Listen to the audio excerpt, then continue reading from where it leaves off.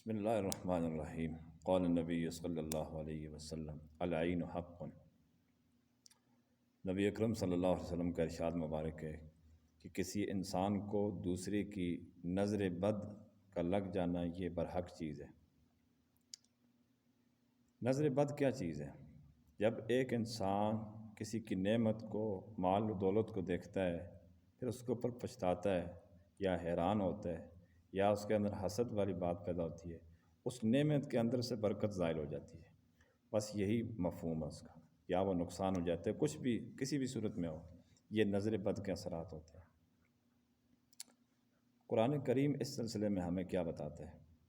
اللہ تبارک و تعالیٰ کا ارشاد مبارک ہے کہ یہ میں واقعہ کو مختصر کرتا ہوں کہ یعقوب علیہ السلام نے اپنے بیٹوں کو مصر بھیجا تھا۔ 11 بیٹے تھے، ماشاءاللہ بڑے نوجوان۔ ان کو یہ فرمایا تھا کہ مصر کے شہر کا جو دروازہ ہے تم سب اکٹھے نہ داخل ہونا۔ لا تدخلوا من باب وقال یا بنی لا تدخلوا من باب واحد وادخلوا من ابواب متفرقہ۔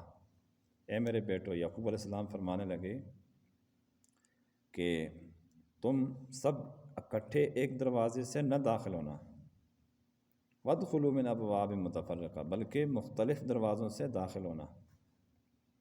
مفسرین نے یہاں پر پوائنٹ لکھا ہے، نقطہ، کہ یعقوب علیہ السلام کا جو مطمع نظر تھا وہ یہ تھا کہ بیٹے ان کے ماشاءاللہ صحت مند ہیں، پھر تعداد بھی زیادہ ہے، تو کسی کی نظر لگ جائے گی۔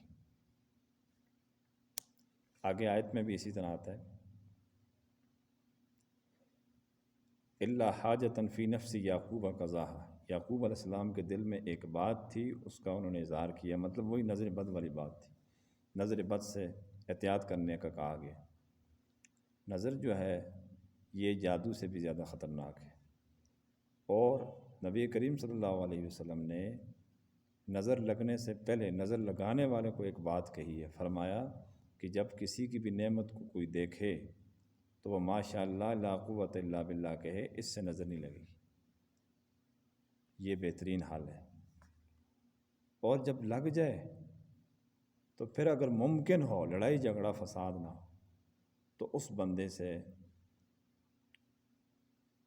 وضو کا یا غسل کا پانی لے اور اس سے نہا لے، انشاءاللہ ٹھیک ہو جائے گا۔ یہ واقعہ نبی علیہ السلام کے زمانے میں بھی پیش آیا تھا۔ اب عرض یہ کرنا تھا کہ نبی کریم صلی اللہ علیہ وسلم نے یہ بھی ارشاد فرمایا کہ نظر بد سے جتنا ہو سکے انسان کو بچنا چاہیے، کہ آپ صلی اللہ علیہ وسلم نے ارشاد فرمایا کہ نظر بد انسان کو قبر میں اونٹ کو ہڈیا میں پہنچا دیتی ہے، یعنی یہ اس قدر خطرناک چیز ہے، مہلک چیز ہے، ہلاک کر دیتی ہے، بالکل بری طرح انسان اس کا شکار ہوتا ہے، جانور بھی اس کے شکار ہوتے ہیں، مکان بھی، جتنے بھی انسان کی ضروریات ہیں، مال و دولت ہے، ان سب کے اوپر اس کا اثر پڑتا ہے۔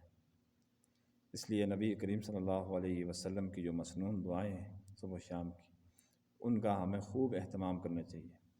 اچھا، یہاں پر یہ ایک بات بتا دوں، بعض لوگوں کو دیکھا گیا ہے کہ وہ جان بوجھ کے دوسرے کو نظر لگاتے ہیں۔ ایذائے مسلم حرام ہے، ان کو یہ حدیث یاد ہونی چاہیے۔